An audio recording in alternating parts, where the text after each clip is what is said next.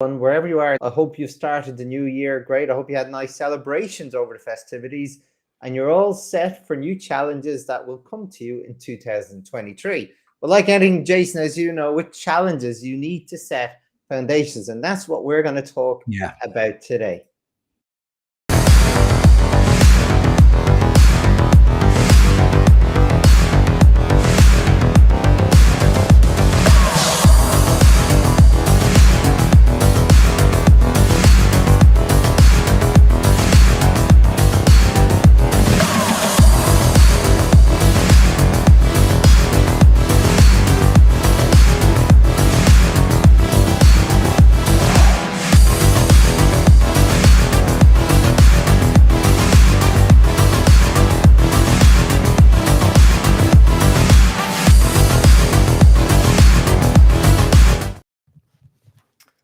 So, hello, Jason. First of all, it's great to start the new year doing these sessions again, number one.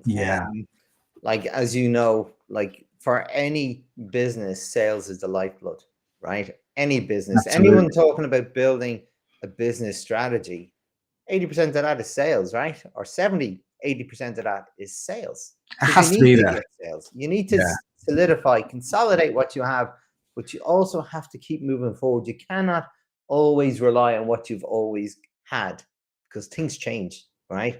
Things change. And I've often worked with companies in the past where they'll just do their sales day away in November and then they'll just add 5% to the targets they've achieved, just assuming things will be the same and they can grow a little bit by doing a little bit of extra work. But you know as well as I know that doesn't work, Jason, right? It's important to set the foundation. So if I was to ask you, what would be your number one thing to consider when you're developing your foundations for a new challenging year? I've been thinking about this a lot, and as you know, I've taken a break from January the 2nd, and I've been away. So read lots of books, listened to lots of things, and thought a lot about foundations for this year. And to change, not really to change things up, because everyone goes into goal setting and all of that. That's great and that's wonderful. But let's look at the intrinsic values first. What motivates you to do stuff? Where is your passion? Where is your purpose? How can you connect this to your dream? I've just done a video based on this, but I think before you do anything, what motivates you? What motivates you to do stuff? How do you want to make yourself feel good about stuff that you do? Once you start to feel better about what you do, you're more motivated to be inclined to create a wonderful foundation for the year, because you know what you like, you know what you love, you know where your passion lies. Once you have that, then you can go out and set some wonderful goals after that, because the foundations are really important, because what drives you and what motivates you to do stuff is so imperative in sales. Without that, without knowing what is going to make me feel great, wonderful, once I've actually spoken to that client and what I've actually learned from that client, is going to propel me forward to actually speak to more clients, because I know where I'm going. I know where my dream is. I know where my passion, I know where my purpose. A lot of people don't do this. It's all down to this foundational mindset, but you have to create your mindset and what your winning mindset is. Then once we've done the intrinsic values, you have a look at the external things that actually will help you as well, personal and professional, because they're equally congruent to each other. I think this is a really good way.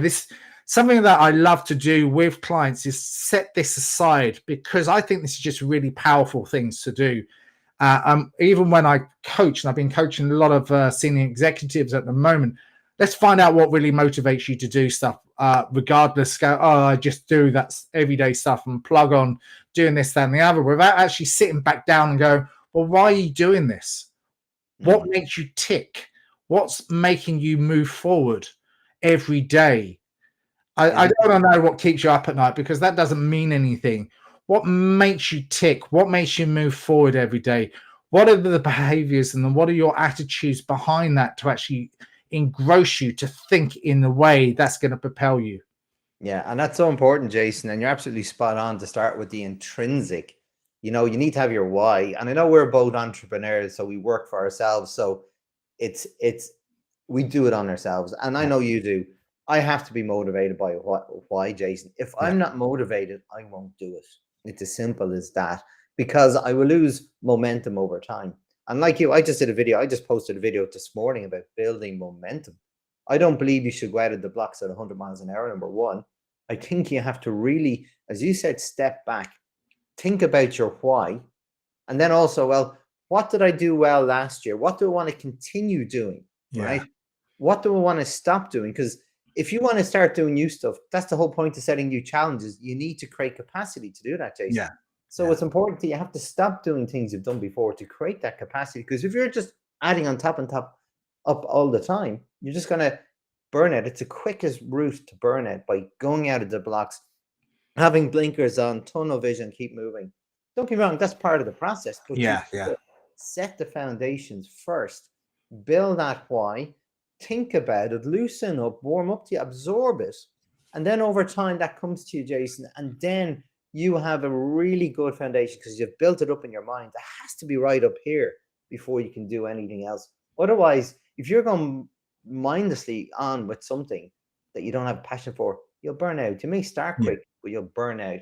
And it's so important to get that right. And even if you're talking about sales teams, Jason, when you add that mix of other people, like that community, that tribe, they have to figure that out themselves too. That takes time. It yeah. doesn't happen overnight.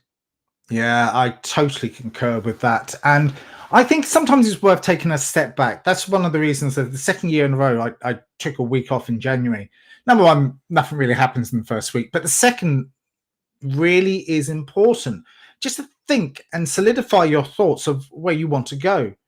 And again, as you said it really, really eloquently, is stuff that you don't want to continue, because stuff that didn't work, why continue it? Because you got no purpose in there, you got no passion in there.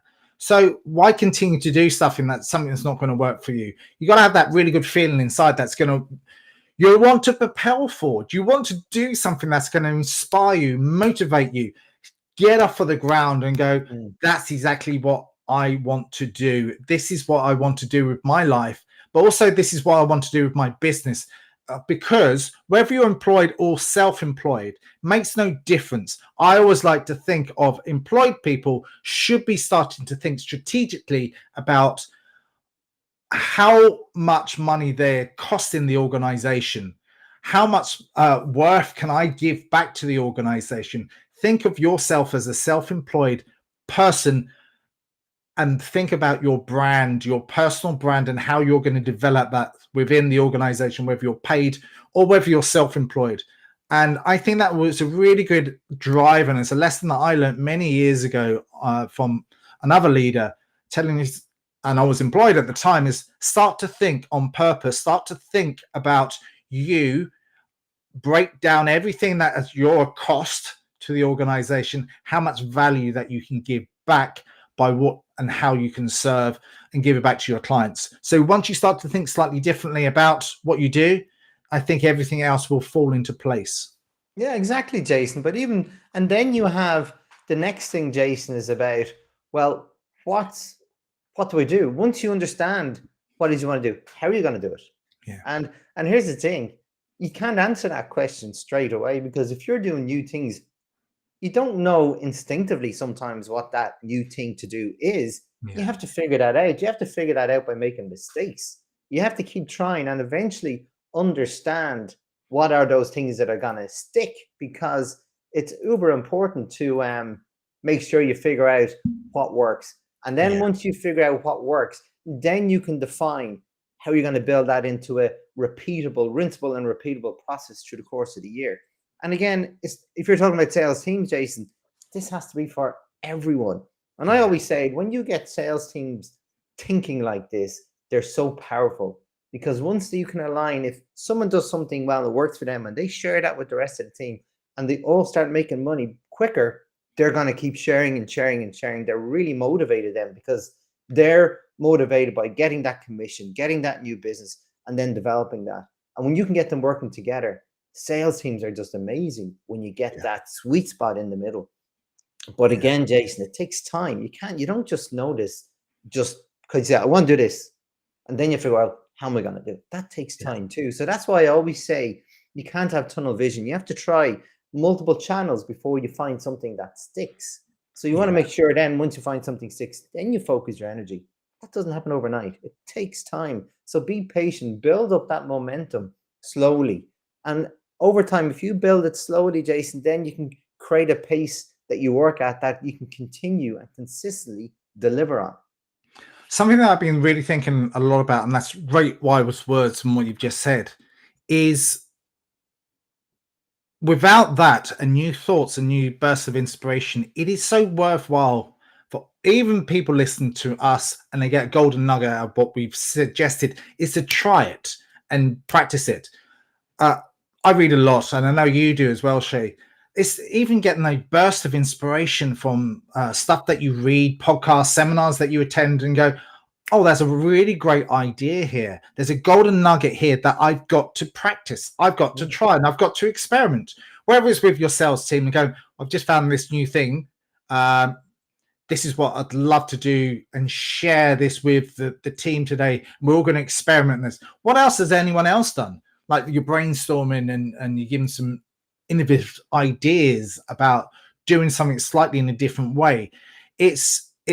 I think our brains get lazy because we're used to the same things, and our brains get shortcut down to a similar ways to doing things. If you can push yourself slightly outside of your comfort zone and experiment, and I think that's something that we all need to do as entrepreneurs and as salespeople, is experiment with things, because we don't like to be pushed out of our comfort zone, but it's important to be pushed out of your comfort zone in what you do, and just let's try this. If that works, excellent, we'll all do this. But it's sometimes you just have to push yourself out of that and go, well, let's be a little bit vulnerable and let's try something new. And I think you should also plan that throughout your year of certain experiments and places of vulnerability of you as a person, your sales team, your whole group. Just go, well, we're going to experiment with this, and then we're going to pilot this and see how well this works. Yeah, and Jason, that's really important. What you just said is crucial for any development of any team, because yes, you need to understand what your bread and butter is to ensure you can continually survive, that you're stable, your business is secure. So you need to understand what that is, right? Once you've done that, it's important. You need to do experimentation continually, right? Because you need to know how you can continue on that, because you can't always depend on what you've always got. So you need to obviously be developing new things. You can only do that through experimentation. So experimentation has to be like something you do repetitively, periodically, all the time. You can't just stop it. Try one or two things. Oh, that didn't work. You keep trying until something sticks. And then over time you see, well, is this another strong revenue stream we can develop and depend upon? So then you put the energy and resources into it. And again, as I keep saying, Jason, this doesn't happen overnight. It's about making sure your team are all aligned to ensure that. And here's the thing, Jason, like I don't want to overtake the conversation by talking about targets, but it's one thing that I always see where it comes from the top, that sales have to do an extra 10 or 20% this year. Just blind figures that don't make sense. I always feel it's really difficult to actually set new targets, Jason, right? Because when you're doing what you've always done, you know what you can do with resources you have, right? For now. So then you have to figure out, well, what's realistic in the first month or the first 3 months? What's realistic in the 6th month? You don't really know, Jason. Again, there's a fact-finding mission before you can actually set really strong targets that are realistic. With a little bit of optimism there, just a little bit above, as you said, get into your uncomfortable zone, your stretch zone a little bit, because you have to think outside the box. But you don't want to put too much pressure on people and then beat them with the stick when they haven't achieved their targets. So it's important to gradually build up those targets, create a commitment, 1% more this month, 2% the next month, 3% the month after that. So you build it up, you create that momentum. You're not going to go straight from 0 to 20% in 1 month. You're not, it's unrealistic. So again, build that momentum on. So by the end of the year, you've created 20% more sales. I think that's a really good strategy, and it is incremental, and it's not scary once you think about the 1%. because the 1% doesn't look too scary for you, and it helps the motivation of the team and you as a person go, well, 1% over this next month, it's not that bad. It's actually quite achievable. Whatever your target might be, 50 grand this month, 100 grand this month, whatever. But 1% on top of that isn't that bad. No. So, but here's the thing, Jason. It's called the marginal gains, right? The Yep. 1%. That's compounding over time. So Yep. you do 1% on the 1% you got the month before, and you continue that marginal gains over the course of the year. That's compounding, and that's quite a lot of improvements over the course of the year. But you got to build up to it. It doesn't happen overnight. And the more companies think like this, the stronger they will be. But again, I always say work together to make it better. And there's so many different things you can do. And even to your point, Jason, go back to that reflection that you talk about. The teams need to do that exercise too as a group to figure out what do they want to stop doing to make room for the stuff they want to start in the new year. And then how can they build like realistic targets, Jason? And I always say, I play a game called Close the Gap, right? So if you didn't achieve your targets that you set yourself for the first month, look back, take a step back and go, why didn't I achieve it? What did I do well that got me close to it, per se? What didn't work at all? Take that stuff out, and then what do I need to do differently next month? And that even feeds into your bit about experimentation. What do I need to keep doing a little bit differently to get that those people liking what we do and get that response from them that they're interested in how we can develop relationships then. So you got to keep, I call it close the gap. Yeah. Process, but it takes time to build. And over time, what I love about that journey, because it's the journey, Jason, it's not just one point in time. You can every month you just want to make that little improvements. So the course of the year you make substantial improvements. And here's the thing, Jason, when you start thinking like that, you're nearly doing strategy work on a monthly basis. So you don't have to do that big away day and put all your efforts and just all your hopes and dreams into that one strategy away day and then fingers crossed hope for the best. No, you're building the process of improvement all the time. Yes, still do those days, but build on what you've already got. Yeah, I think that's absolutely on the money, really, because it's work in progress. Like you start with the foundations, this is the whole thing about it, but you're building on that all the time. The away days are great, wonderful, brilliant. You all have the brainstorming ideas and this, that, and the other, and you have to work on it. But I think it's just so much more throughout the year that you have to keep layering on top. And again, I think as I started off, it is changing what motivates you to do it. Because if it's not working for you, you're not selling, there's something wrong inside because your mindset's not creating the right thoughts behind that. What are the behaviors? What are the attitudes that you need to do to increase that 1%? What am I not doing? Am I not going out on these cold, rainy days, or am I sitting in, or am I just hiding behind technology all the time? And a lot of people do hide behind technology, and I've seen it again and again. Too afraid to pick up the phone. Experiment, pick up the phone. How surprising would it be once you do actually get through to someone, you do actually speak to someone? What difference, what game changing that's going to make? Yeah, but even those little things, Jason, because I know for myself when I started selling, I hadn't got a clue. I literally didn't know what to do, Jason. And when I was having those phone calls, I hadn't got a clue what to say, right? So those things are experimentations in itself. What's the best thing I can say on the phone to get myself to the next step in the sales funnel with this potential customer, right? So what are the things? And even thinking like that, well, then I learned that the goal of a cold call was to get a meeting. Instead of me telling them how amazing my business was and wasting their time and taking up their time, I realized, how can I excite this person the shortest possible time to get to the next step, right? And that's what I learned. Then I eventually got that. And then when I got to the meetings, then I was going, well, how do I do meetings best to get myself to the next stage? It takes practice, takes a lot of feedback, takes a lot of practice. And I always recommend, even if you believe you're good at sales today, I always recommend people to actually step back and build that. Do they really understand? And maybe all up here, Jason, that's fine. But how do you make it rinse and repeat? Well, how can you train what you do so well to other people in your teams? How can you make sure every one of your team is doing it the same way to get the same results? To have that consistency, that consistent customer and prospect experience all the way through. How do you make that? Because that's what works over time. But even if you don't have that, start building that. That should be part of your experimentation to actually find out what that is and be able to, I call it the stranger story, the dummy guide. Any new salesperson that comes into this company now, this is how you do sales. Do you know many companies? I know the big companies will have something like that, Jason. But if I was to ask you, how many companies do you know of would be able to answer those questions that I've just asked? Yeah, there wouldn't be that many out there from my experience. And I think a lot of, even the people that have been working in the industry for a long time, some of them rest in their laurels thinking, oh, I don't need that. I don't know. You do need that. That's exactly what you do need. If you're resting in your laurels and you think you're fantastic and great, I'm the best out there, that's the wrong attitude to have. You just need to go, well, what do I need to do to improve? How can I get feedback from my customers? How can I get feedback from myself to improve what I do? My process might not be the best out there.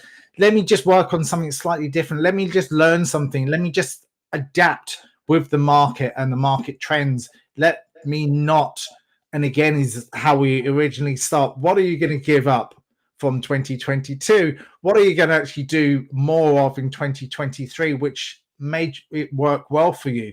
And all the stuff that didn't work well for you, well, why didn't that work well for you?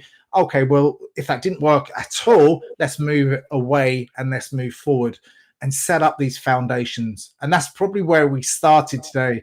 And I think it's a really good conversation that we've had today. Yeah, no, I think so, Jason. I know, as always, we're coming up on time and these 20 minutes go very, very fast. So the usual question, Jason, boil it down to 1 to 1.5 points that you can. What's the first thing you think people should do at this time of year? Again, how I started, find out what motivates you to do stuff. Make a list, work on that list and go, well, that's what I want to do more of 2023, because I love what I do and I need to find that passion and I need to find that purpose so I can excel in 2023. Perfect. And my 1 point is the next step after that, Jason, right, to what you've just said, because I totally agree. That has to be the first.